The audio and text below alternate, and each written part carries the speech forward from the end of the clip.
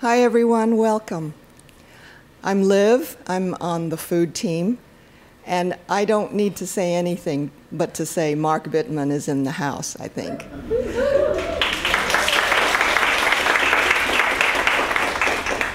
So he's columnist at the New York Times. He wrote about food, and for me what's most interesting about the man is the trajectory of starting with the pleasures of eating to let me show you how to do it. And you are all, I think, devoted followers of how to cook anything and everything. But then, you know, he started writing something about food conscience and something about where food comes from. And then this latest, Vegan Before 6, is a very interesting turn in his heart and his mind. So we have, what I hope to hear from today is the full man and all of his ideas. Please welcome Mark.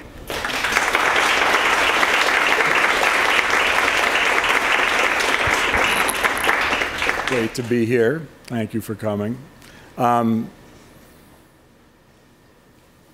So historically, well, it's interesting.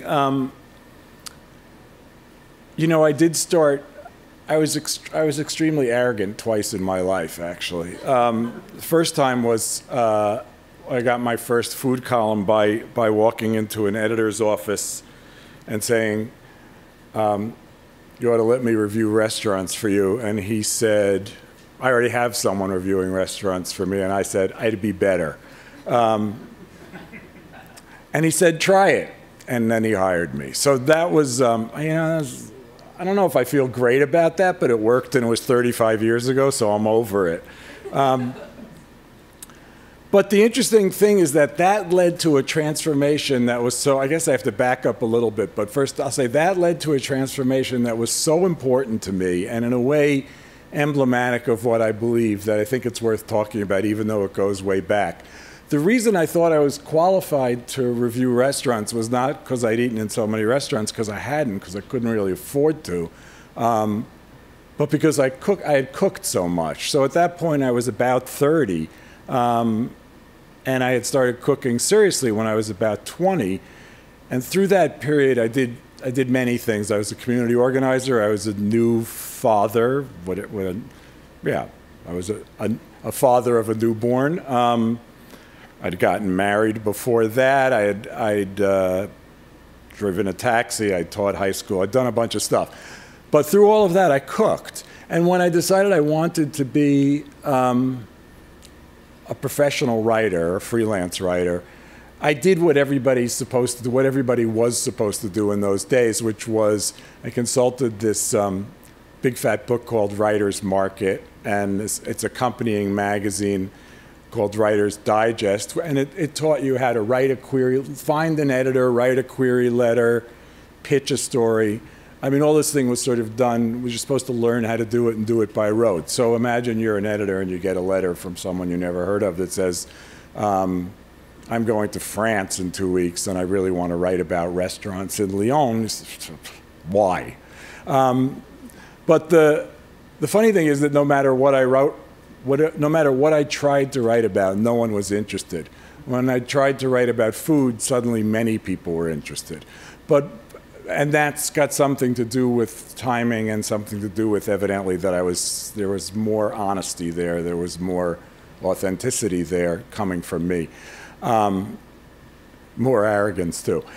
So the funny thing is that this was in New Haven, Connecticut, and I started reviewing restaurants in New Haven, Connecticut, and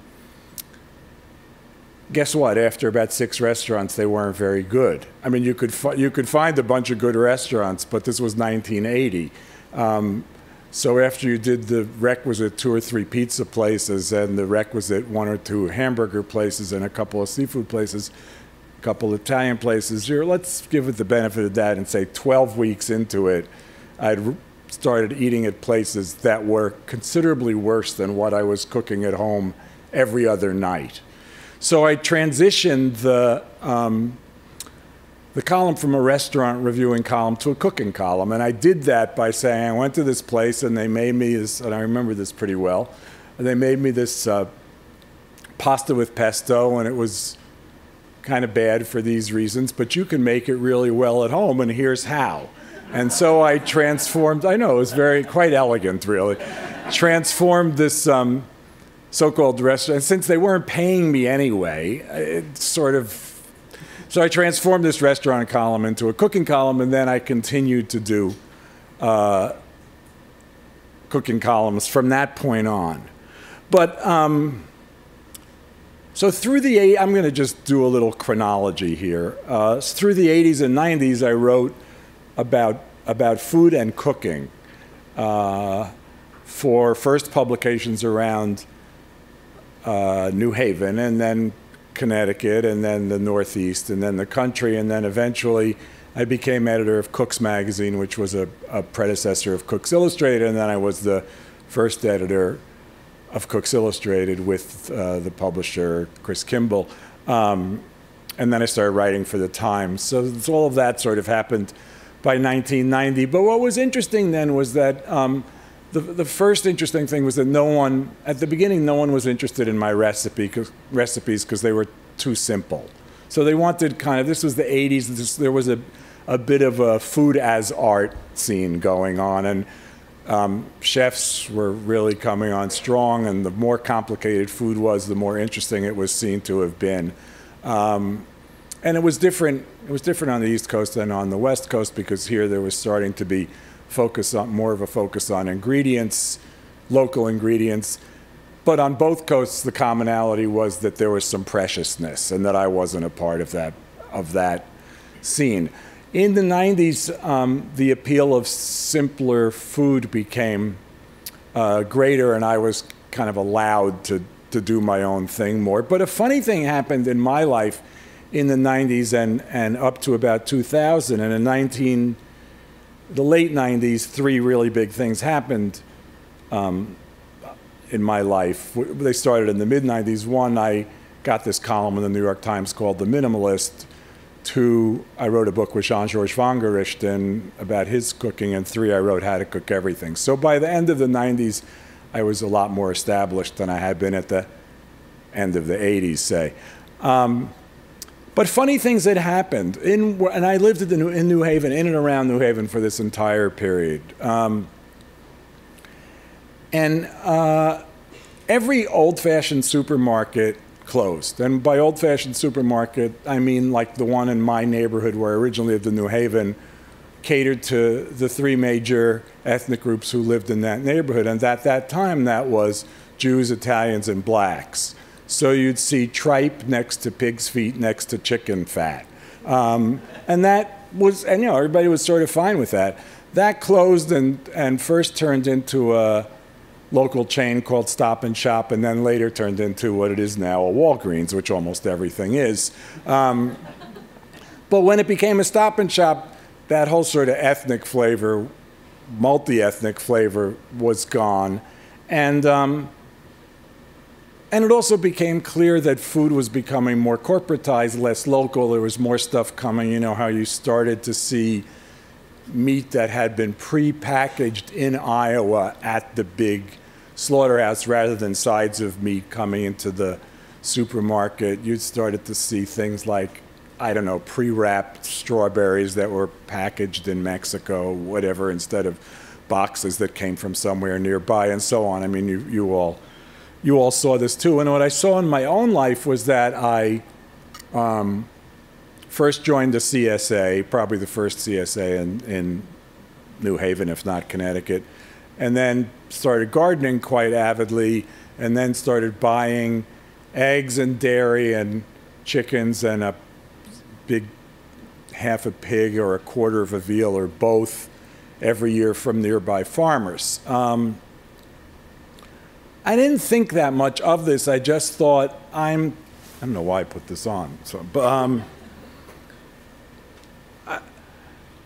what had happened, or what was happening, was that I was beginning to recognize that it was easier for me to get decent food because I had the time and ability to work for it or pay for it or whatever. But The fact is, not only had my standards maybe gone up a little bit, the availability of what I had been used to had gone down a lot.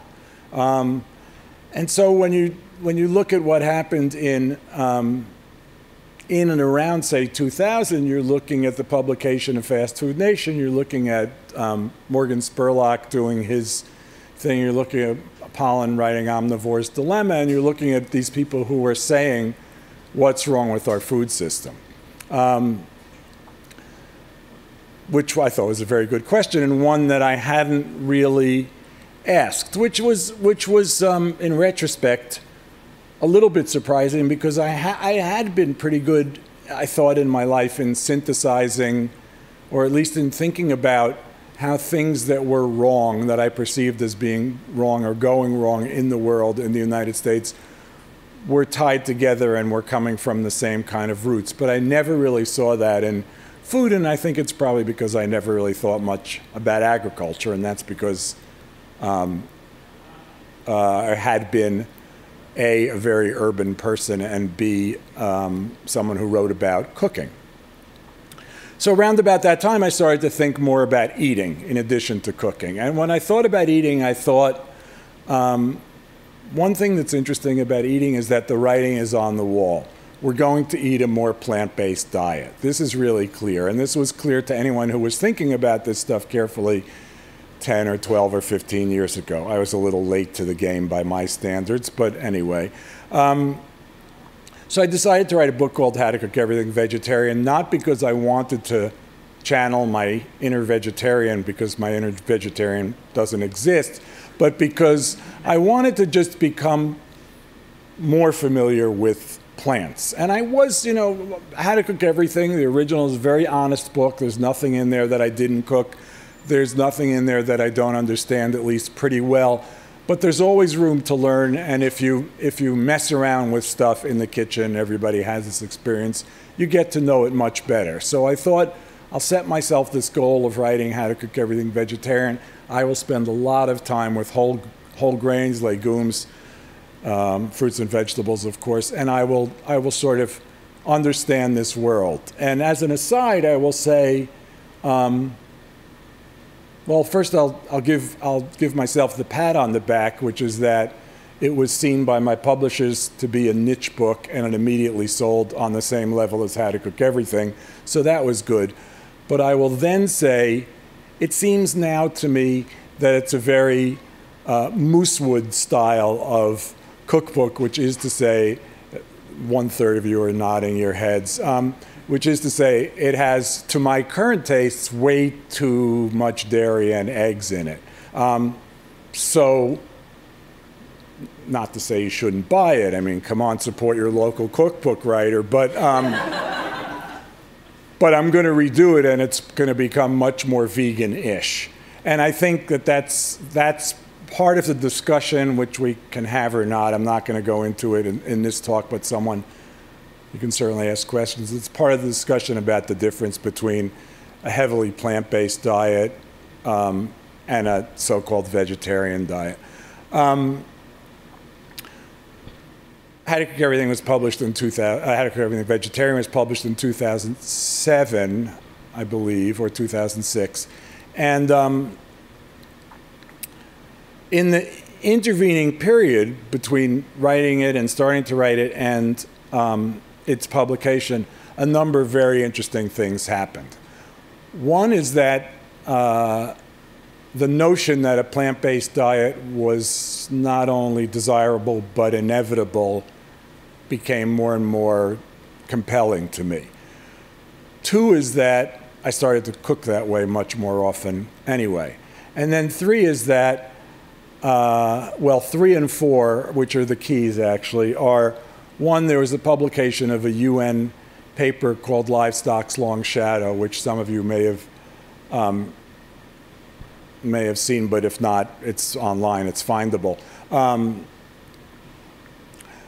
And Livestock's Long Shadow said in sum, 18% of greenhouse gases are generated by industrial livestock production, and that industrial livestock production was, in fact, the second greatest generator of greenhouse gases after energy production. There are people who have argued since, by the way, that the real number associated with agriculture in general, industrial agriculture, is something closer to 50% of greenhouse gases. Then sort of doesn't matter what the actual number is. The point is that industrial ag, and especially industrial livestock production, is a big generator of greenhouse gases, a big contributor to climate change. The second thing that happened at that time was personal. And in a way, everything you talk about, when you talk about food now, everything you talk about sort of falls into personal, that is a sort of nutritional realm, and you might say political or environmental realm. And of course they have an effect on each other, and you can talk about them together, and there are some happy and sad coincidences about these things, but you can separate them also. While I was thinking about this stuff on the bigger environmental realm, something happened to me which happens to many, many middle-aged people, and I was 57 at the time that I'm talking about, and that is, I had all this health stuff sort of go wrong. And it was all diet-related, and it was being overweight by 40 pounds, which, if that sounds like a lot and you're 20 years old now, think about gaining a pound a year for 40 years, and you can see how readily that can happen. Seeing my cholesterol level, which had always been 25 or 50 points under 200, which is some marker, you know, a marker, was suddenly 25 or 40 points over 200. Blood sugar level, which was always on the good side of, I think it's 3, whatever the right number is, was suddenly on the wrong side of 3. I had sleep apnea, and I had bad knees. I'd been a runner my whole life. My knees never bothered me, and now suddenly they were bothering me. So I had this conventional doctor who basically said, yeah, well, we can do the apnea. That's a little minor surgery, or we can get you this thing that you wear on your face at night that makes you look like Hannibal Lecter, called a CPAP. And for the statins, there's a drug for that. And the blood sugar, well, we might be able to control that with diet, but if not, you know, there's always insulin. And, well, the weight loss, we'll have to figure something out. And the knees, there's always surgery for that. So I thought, all of this stuff, this is 100% diet related. Even I could figure this out. So I went and talked to an older hippie-ish, or let's say more thoughtful, really, holistic, if you want, doctor. And he had been my daughter's pediatrician and was an iconoclastic genius, or a brilliant iconoclast, however you like. And he and I had become. He became my doctor over the years, but he lived far away, so I couldn't see him often. So it was almost like he had guru status in my mind. He did and does. And his name is Sid. And I went to Sid and I said, here's this stuff. And he said, this is interesting because you've always been on the right side of all this, and now suddenly you're on the wrong side of all of this. And I said, okay, what do you think? And he said, you should become a vegan. It was really like that. And I said, you know what I do for a living, and I'm also kind of old, and at this point I don't think I'm ready for such a radical change. I'm not even sure I believe this, but I don't know, what's option 2? And he said, option 2 is you're a smart guy, so figure this out. So I thought, okay, that's a challenge. I like challenges, and I knew something about myself by this point. I knew something about rules for myself, and I can give 2 examples of those. One is that when I was 26, I think, I stopped smoking. And I stopped smoking by doing this thing of, I went to see this doctor, and he said, I'm going to hypnotize you, and you're going to stop smoking. And I said, great. Go ahead. And he said, no, we need you to do some stuff first. So I said, okay, what? And he said, first thing I want you to do is smoke half as many cigarettes as you're smoking now. So I said, okay, same kind of thing. It was a challenge. It was a rule. I went home. I smoked half a pack of cigarettes a day instead of a pack of cigarettes a day. Went back 2 weeks later, and I said, okay, I'm ready. Hypnotize me. He said, well, we have another step here. I said, what's that? He said, I want you to smoke less. I don't care how much less. I want you to smoke as little as you can. I want you to write down every cigarette that you smoke, the time of day, the blah, blah, blah. Did that. Went back 2 weeks later, he was on vacation. Now, when you're young and impressionable, you sometimes think people do things for reasons other than why they're doing them. And I, of course, thought he was on vacation to trick me into going another 2 weeks smoking not as many cigarettes as I wanted to smoke. But I dutifully did that, and then he came back from vacation. And he never hypnotized me, basically. He said, when you want a cigarette, I want you to go into a quiet place and do a sort of very simple meditation and think about the fact that you want your health and that cigarettes are robbing you of your health. And, you know, imagine yourself in a peaceful place going down the stair, you know, the whole meditation thing. You're more relaxed with every step and blah, blah, blah. And then get up and don't smoke a cigarette. It worked. I mean, it really worked. So that's how I stopped smoking. But what I realized is that I couldn't just smoke less. I had to get to a place where there were rules and there was this thing that would eventually get me to stop smoking. The second sort of instance I had of making rules was that I was always making rules for myself to drink less wine. And you know, alcoholism is obviously a serious subject, but it's also a spectrum. So many people think they drink more than they ought to, and I'm sometimes one of those people. And I couldn't get to the place where I drank 1 glass of wine a night. I mean, sometimes I could, but mostly I couldn't. And I know why that is. It's because I like drinking, and as soon as you have a glass of wine, your willpower, this is why you drink, right? You soften up, your willpower is out the window. The rule doesn't make any sense anymore. I mean, it's not a good rule.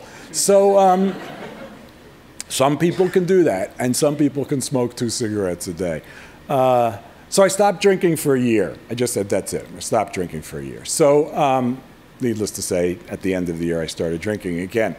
But so when I started thinking about this eating thing, I thought, I need rules. And I actually don't think veganism was the right goal for me or is the right goal for very many people. And here's why. I think there's a spectrum. And the spectrum, like all spectrums, looks something like this. Starts over here and it ends over here. And over here is Morgan Spurlock, and over here is the ideal diet, which we actually don't know quite what that is, and bearing in mind that vegans can drink Coke and eat fries and stuff. So it may or may not be a vegan diet, but over here is like the ideal diet. Every single person we have ever known, and every person who's in this room is on the spectrum, and almost no one has ever been on either extreme of the spectrum. And I think what's important, and this is all post figuring this stuff out a little bit, but I think now what's important is that we move down the spectrum, that almost all of us have a reason to be moving in this direction, to my left, towards the sort of plant-based diet and away from the brilliant but misfortunate Morgan Spurlock diet. And that if you get, say, 20% of your calories from unprocessed fruits and vegetables, which for an American these days is actually a lot, and you then, a year later, are getting 40% of your calories from unprocessed fruits and vegetables, you may not have become a vegan, but you have improved your diet. And so if you start with a sort of typical American who gets maybe 10% of his or her calories from unprocessed fruits and vegetables and then moves to 20%, that's progress too. And I think the important thing, I'm jumping ahead of my story, but I think the summary almost is that the important thing is that we're all able to change the proportion of unprocessed plant foods in our diet to make them be a greater percentage of our caloric intake, and that's sort of almost the bottom line, with the addendum that those new calories from plants have to replace something else. Because what's happened in a way in the history of government intervention into dietary advice in the last 30, 40, 50 years has been because of the pressures of industry on USDA. USDA could never have said in the 70s, which is the advice that the USDA was getting in the 70s, was tell people to eat less meat and less sugar. Tell people that. And USDA was unable to do that largely because of industry pressure. So instead of saying eat less meat and less sugar, it said things like eat fewer foods that are high in saturated fats. So there was sort of a switch from beef to chicken, and there was sort of a switch from food that was high in fat to food that was low in fat, but the food that was low in fat was not necessarily low in calories, and the food that was low in fat tended to be high in processed carbohydrates and sugar, and as a result, we've seen the biggest weight gain in the history of the world in this country in the last 30 or 40 years. So to back up, I mean, put quite simply, and I don't want to get too deeply into this because I know you have questions, I want to save time for them. Put quite simply, in 1970, the per capita production of high fructose corn syrup in the United States was 0 pounds per year, 0 pounds per ever. And now the production of high fructose corn syrup, per capita production of high fructose corn syrup for Americans is between 50 and 60 pounds a year, which averages out to about 200 calories a day per person in the United States, which obviously, and we're eating that, it's not being thrown away, which obviously explains, at least in large part, our collective weight gain in the last 20 or 30 years. So what I figured out was for me. What I figured out was not for anyone else. What I figured out was for me, and what I figured out was there's some things I need in my life. I need pleasure, I need socializing, I need wine, I need good food, I need to cook. I like good meat and other animal products. I want to keep that stuff in my life. On the other hand, I know Sid's right. I need to have more plants in my diet. So I invented this thing with a friend. I invented this thing of let's be like maniacally strict during the day. Unprocessed fruits and vegetables, whole grains, legumes, no white flour, no white foods really, nuts and seeds, nothing processed, no sugar, blah, blah, blah. And we quickly adapted that to say, but we're allowed to cheat some, and I'll get into that. Someone will ask the question that'll get me into that. And then at night, we kind of go back to doing whatever we want. We have dinner, we have wine, we have steak, not that often, but whatever we want. So we tried it, and she lives in Kansas City, this woman, and we talk almost every day, work together. And after some period of time, a week or 2 or 3 or whatever, she said, so have you been doing this VB6 thing? And I said, the what thing? And she said, you know, the vegan before 6 thing. I said, oh yeah, I actually have been doing it. She said, yeah, me too. It's not that hard. No, it's not that hard. So, and it wasn't that hard. And so 6 weeks went by, and I tried not to think about it much. I was just accepting it as a challenge and as a thing that I do. 6 weeks went by, and I weighed myself, and I'd lost 15 pounds. So I said, well, that's positive. That is real positive reinforcement. Another 6 weeks, and I didn't do anything else. Another 6 weeks went by. I lost 15 more pounds. Let's see. My wife said, well, you're not doing that weird snoring thing at night anymore. And then if you look up sleep apnea, most sources will say that if you're sort of overweight, you know, not super obese, but sort of overweight, if you lose 10 or 15% of your body weight, your sleep apnea will go away. And I had lost precisely 15% of my body weight. So that went away. My running, I mean, my knees were much better, and every time I carry a 30-pound backpack, I remember that I used to be 30 pounds heavier because my knees get tired. My cholesterol went down 50 points. My blood sugar went back into the correct into the good range, and I was enjoying myself. Sid was very happy. Sid is now back to calling me the champion of middle-aged blood levels or something. And I wrote some about this stuff in Food Matters, a book that I published in 2009, but I didn't really want to, it's not a coming out thing. I just didn't want to proselytize because it seemed too soon. And now it's been 6 years, and it seems right. And I'm just going to say why I think it seems right, and then I'll take questions because I've already spoken for longer than I intended to. It seems right because of the proportion thing that I said before. And it seems right.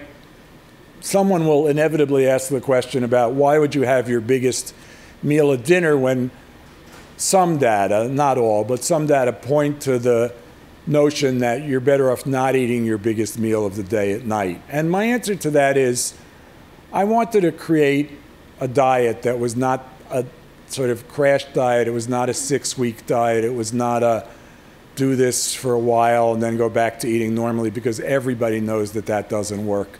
I wanted to create a diet in the sense of what the word diet originally meant, which was style of eating. I wanted to create a style of eating that you could stick with. And I think that many of us, most of us, like to have the big meal at the end of the day because we're done working. We want to take our shoes off. We want to kick back. We want to have a glass of wine. We want to be able to eat what we want to eat. We don't want to go out with our friends and say, I'm going to have the vegetable soup and nothing else. For some people, that's fine. For me, that was not fine. So that's why I think it's good. But there's a sort of bigger picture here, and I'll just say this. The big picture is this. There is no disputing that as a community, as a society, we need to move towards a more plant-based diet. That's good for us as individuals, and that's good for us as a society, and it's actually good for us as a race, as the human race. That is pretty much indisputable. It's also pretty much indisputable that those plants should take the place of the foods that didn't exist 100 years ago. That is, highly processed food-like substances that don't even really meet the dictionary definition of food. It's also true, although not inarguably, but it's also true that plant-based diet should decrease the amount of animal products we use because the earth can't sustain the amount of animal products we're using now, and that amount is increasing in the developing world. All of that doesn't even address the humane and ethical issues of raising animals the way that we tend to raise them, which I think is important, but we can just leave that aside for a second. So, because I don't want to get into ethics, I want to talk about the science. The science is that we need to be eating a diet that is more plant-based. So what's VB6? VB6 is a strategy. It's a strategy to integrate what we know, what science tells us, into our own diets. And I don't want to leave here without saying it's not the only strategy there is. It's a strategy I came up with that works for me and has worked for a number of other people, and increasingly large number of other people, but a number of other people. And some of you are going to think it's completely idiotic, and some of you are going to think it's really cool, and some of you will try doing it, and some of you will not. But if you think it's idiotic or you don't try it, then I strongly suggest you think about what your strategy is to get more plants into your diet. And because I think that that's the important thing. The important thing is to move towards a plant-based diet, and the less important thing is how you do it. And I'm offering a strategy that I believe works, but any other strategy that you think works is equally fine with me, as long as the goal is about the same. So I think I'll stop now and take some questions. Thanks for coming. And I wanted to ask you, a month or 2 months ago, you wrote a column talking about a study that Dr. Lustwig published that basically said the link between sugar and metabolic syndrome is as clear now as any of the science we have about cigarettes and lung cancer. And, you know, this just needs to end. And it seems like Your column was about the only place I actually saw that study mentioned, and nobody else has picked it up since then. So I'm wondering if you could talk about that a little bit. I can talk about it. It's tricky because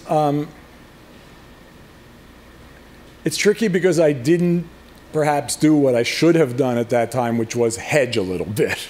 But the fact is that what Rob Lustig's study, which was not a clinical study but an epidemiological study, shows a very, very clear link between sugar intake and metabolic syndrome, and we know about the link between metabolic syndrome and diabetes. What I think it demonstrates is that you can get type 2 diabetes, not the kind that's genetic, but the kind that's environmental. You can get type 2 diabetes without even being overweight or obese. You can just get type 2 diabetes by consuming too much sugar. And this study pretty much demonstrates that. His study was rejected by 2 or 3 of the bigger journals and was accepted by another big journal. But whether it's because it's not a convincing enough study for scientists to accept it, or it's just too threatening, or people are waiting for more of the same evidence, I can't say. I find it incredibly convincing. The people I'm closest to in the science world find it convincing. Needless to say, you can go online and find people who think we're all idiots. I mean, that's easy enough, because there are many ways of interpreting this kind of stuff. But in my gut, I believe that's right, and I believe we're going to see more of that. My question has to do with, I appreciate what you're saying, how, you chose to have dinner, have it, like you want to be able to enjoy dinner as your big meal, to be social, and I agree with that. I also feel like, here at Google, we have access to such amazing food that I guess I'm wondering how you feel about, or if you would say, like, do you think most of your success is also related to the consistency of having the same diet every day, so your metabolism got used to that, or do you think that there could also be success and you mix it up, so like you have animal products 1 meal a day versus after a certain time? Absolutely. I think the first part of your question is, did my body get used to this? No. I think I just needed a discipline. And I understand what it's like here, and I understand you can do that. But the danger for me, and I know nothing about you or anyone else, right? The danger for me would be, I'd say, oh, I'm here, it's so great, blah, blah, I'm going to have this big meal at lunch, and I'll have a very meager dinner, and then someone would call, or my wife would come home, or whatever, and we'd crack open a bottle of wine, and next thing you know, I'm making pasta and a little piece of fish or whatever, and it becomes, oh, well, now I'm having 2 big meals a day. So, but if more, like I said, the goal is the same, the strategy is different, and whatever strategy works for you, by all means. I mean, I think if I worked in a place where, I happen to work in a place with really terrible food, like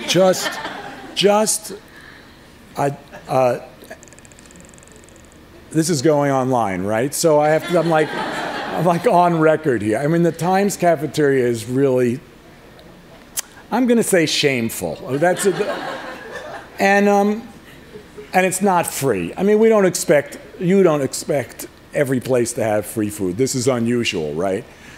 But if I could graze during the course of the day on salads and grilled vegetables and stir fries and whole grains and beans, and that stuff was out, I would probably eat a lot of that.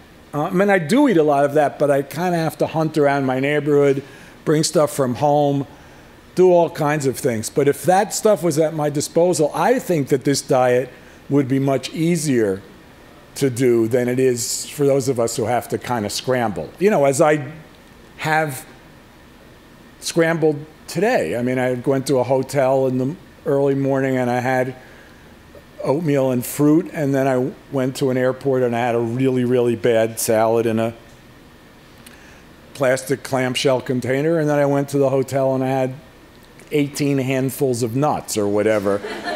And then, and I'm starving. So, but I think to the extent that you have access to good food all day long, this is easier, not harder. I mean,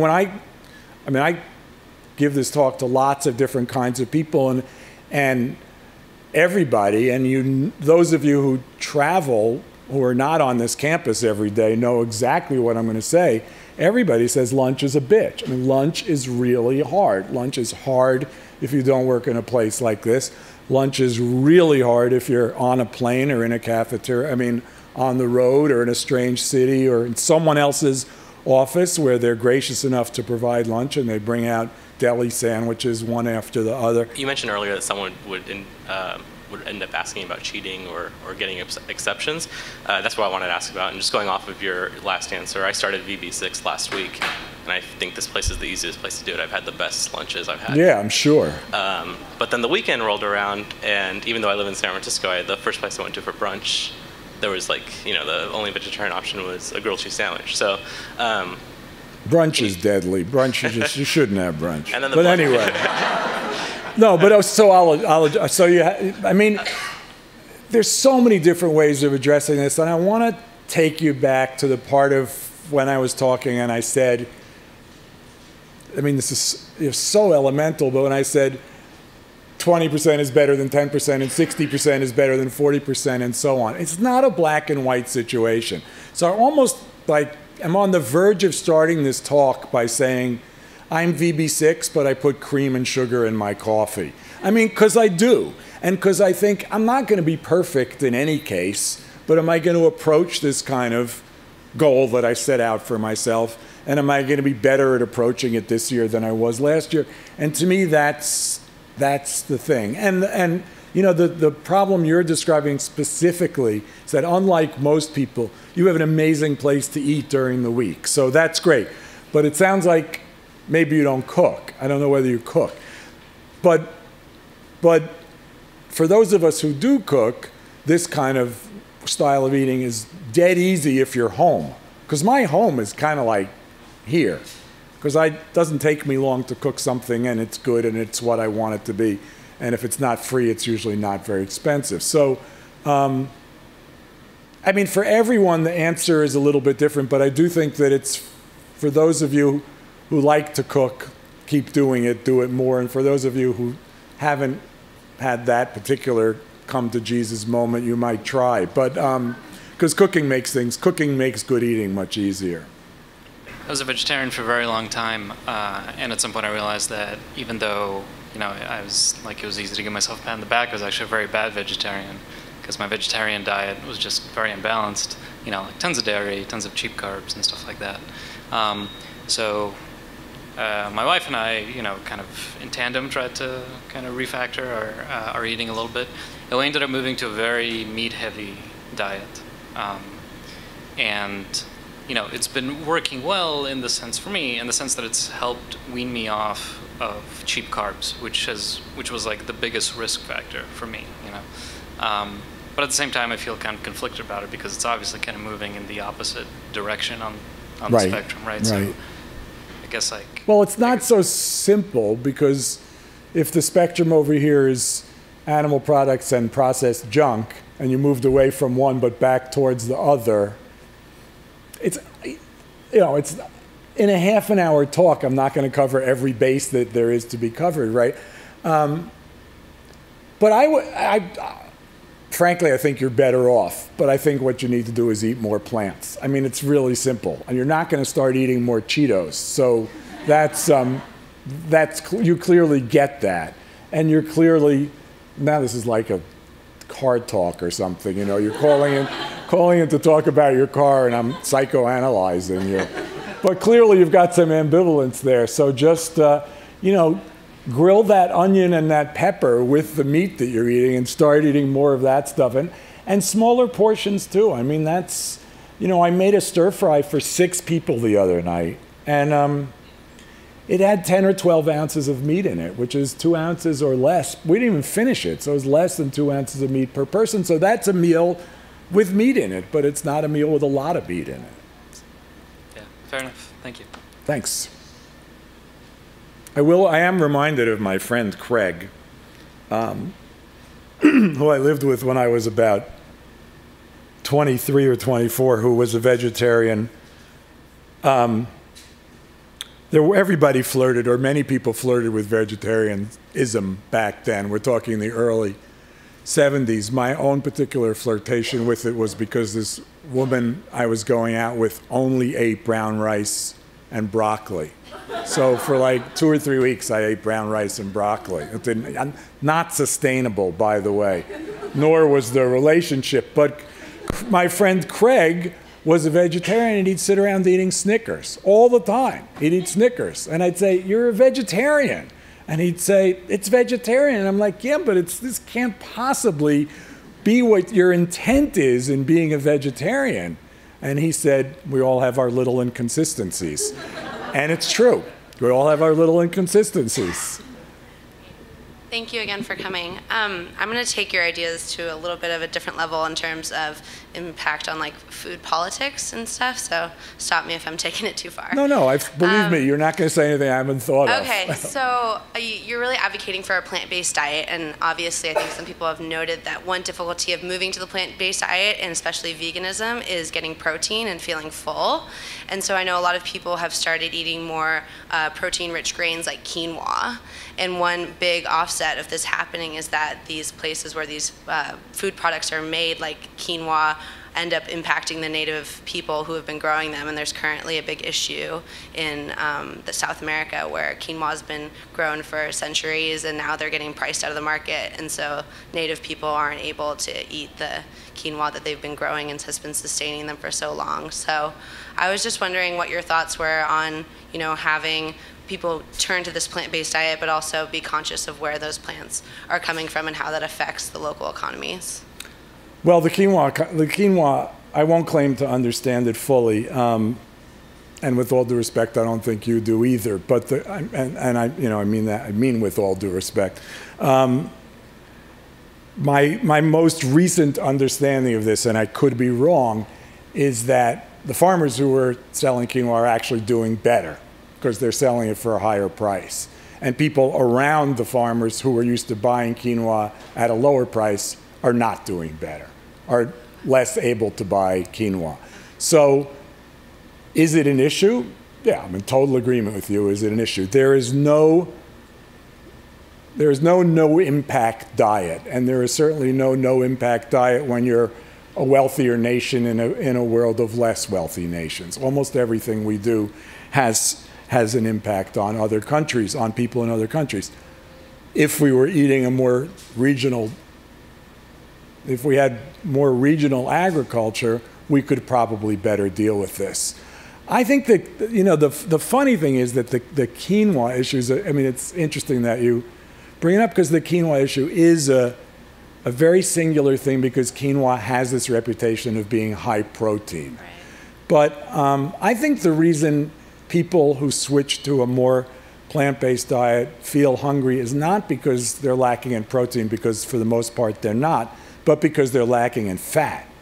And that if you eat your vegetables and your brown rice and your whatever else, your beans, whatever, if you eat that stuff with a healthy splash of olive oil, and by healthy I wasn't meaning it's good for you, I was meaning a lot.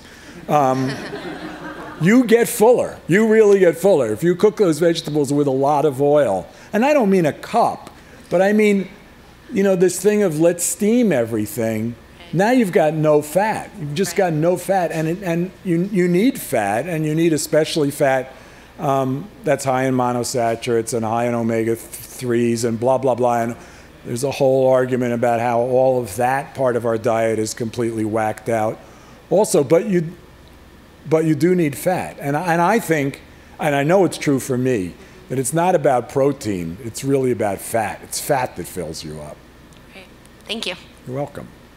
Thanks so much for coming today. And my question actually has to do with my parents. So they intend to eat very unhealthily. They eat lots of things that come out of packages, and they also have a lot of health problems. And my dad has always been the sort of guy who yo-yo diets. He tries sort of the latest fads. But I was wondering if, because you're about their age, if you could sort of speak to your, sorry. I'm like 41. Oh. But I was sort of curious that, speaking from your peer group, any other sort of like arguments or particularly the ones that are most important from your book, that you would find would win people over? Well, I terms of mean, making the those lifestyle lifelong changes? habits are, you know, I always cooked, so I obviously had a head start. Lifelong, and I always cooked from scratch. I mean, if you look at How to Cook Everything, first published in 1998, no blatant health conscious stuff on, none, but it's all from scratch stuff, and it's all well balanced, and it's all pretty decent food, and you could cook from that and eat pretty well. You know, if you have a lifetime of eating badly, then it's harder to change. But again, I think that, you know, I once had the opportunity to write a non-food book with with 3 psychologists about how people change. And there are, you know, it was a self-help book, so of course there are 7 stages of change, and or 6, I can't remember. You have to go in sequence down all these. But the first important stage of change is intent. So if they don't want to change, you know, they're not gonna. You're not gonna convince them, and neither am I. But if they do want to change, I think if you say, look, there are these 3 or 4 principles that if you paid attention to these things, you could probably do okay. And one is you got to stop with the packaged stuff. 2 is you have to eat more plants at the expense of the packaged stuff. 3 is you probably need to eat less super high-fat animal products. I mean, to my mind, it always becomes sour cream. Not that people eat so much sour cream, but that's a sort of iconic in a way. And that, you know, as I said, this is a strategy for doing that. They can come up with any other strategy they want, but that, if they're willing to think about it, then that's what has to be, you know, that's the direction they need to go in. Good luck. Hopefully they'll listen to you. Yeah, no, good luck. They won't listen to me. So I lived in Japan for a few years, and that's supposed to be a really good diet and so forth. And I lost a little bit of weight, but not a huge amount, eating mainly Japanese style. But it seemed to me that part of the reason why people were thinner there is you just walk a lot more when you live there, especially if you live in Tokyo or Osaka. And you haven't mentioned anything about exercise in this? Well, exercise is, as we say, part of a healthy lifestyle, and it's clearly true, but it's also not what I'm about. I mean, there's nothing to say. I totally agree. New Yorkers are among the least obese people in the United States for precisely that reason, and it makes sense. But the data show that exercise is very good at helping you maintain weight. It's not really great at helping you lose weight. Helping you lose weight pretty much happens by eating the right kind of food and fewer calories. So, but no argument there. Certainly exercise is important. So I was glad that you brought up cooking as a way to, cooking your own food as a way to control, you know, what's going into your body. I see that as a primary way that I feel like I have control. But I know a lot of people who don't like to cook. They don't see the point. They don't care. Not interested when especially if you live in a big city like we do, you can just walk down the street and get something. And I saw in here, I haven't read the book yet, but that you have a lot of recipe recommendations. Do you have a recommendation for like a gateway recipe that would convince somebody who doesn't see the point? Yeah. Well, you know, that's a really good question. The cooking thing is kind of about priorities. And I think a lot of people want control over their lives, and they get it in different ways. But I think we can agree that eating is a really important thing in our lives, and the way that you get control. I mean, I go out to eat all the time too, but I do recognize when I'm going out to eat that I have no idea what's in the food like this salad I had for lunch, which had some white dressing on it. I don't know I have no clue what was in that dressing. And, you know, when you cook, you can't make food that's as bad as the food that you buy. And that's not true of everything that you buy when you go out, but, you know, we all succumb to temptations, and we've all got, or most of us have junk food that really appeals to us for one reason or another. And you don't know what's in that stuff. Whereas when you cook, you really have control, and you actually do know You know, as someone once said, the active ingredient in broccoli is broccoli. Things that don't have labels on them don't have labels on them because we know what they are by looking at them. Right. So as for gateway recipes, I did do a piece in the Times a couple of years ago, I think called, I'm only remembering 2 of them, but it was like the 3 most important recipes in the world. Mm-hmm. Oh, I know what they were. Rice and beans, which is symbolic of all legumes and all grains, which can all be cooked the same way and can all be cooked in advance and can all be cooked in quantity and can all be combined in different ways. So that's one thing. Chopped salad, which is sort of self-evident. There's ways to make it better and ways to make it worse, but it is what it is, and most people pretty much like it. And stir fry, which is a dish in which you get to put, if you want to, various animal products or high-protein foods that we tend to crave, but combine them with many, many other things, and again, infinitely variable. And I mean, I swear, if I were to break down every variation I could think of those 3 recipes, I could write a cookbook with 3,000 recipes in it. My style happens to be, here's how you make a stir fry, now go figure out how to make it in different ways. But those are 3 really good recipes, I think. Oatmeal is also very important. I'll wrap it up. I have a almost 3-part question. Do you, other than less pain in your knees and maybe sleeping better, were there other benefits from your weight loss and the change in the way you ate that kept you on the diet? Did you feel like you thought better? Were you more productive? You know, I still drink a lot of coffee. I never felt bad in the first place, so I can't say I feel better, I have so much more energy. I mean, I'd like to be able to say those things, but I also like to think that I'm not a huckster and they're not true. So I feel fine, and I felt fine then. I mean, I am 6 years older than I was then, so I'm not feeling much older, which is nice, but I can't. In fact, I don't sleep better, but the reason I sleep badly is I don't think has anything to do with my health or my diet. It's because I'm overworked and nervous. I mean, I'm sure no one else in this room has ever had that experience, but what's the second part? The second part is, what's at home in your refrigerator right now? Well, I'm not there, so probably things that are going bad. I go shopping. When I go home, I go shopping the next day.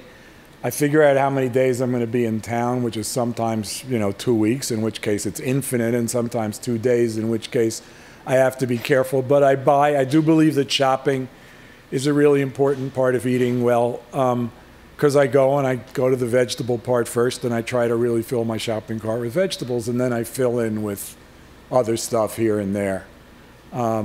So there's usually a couple kinds of greens and a couple kinds of harder vegetables like broccoli and eggplant and stuff, and tofu and staples like potatoes and onions and Parmesan and that. And I mean, it's not exotic, I can tell. If you're looking for an exotic answer.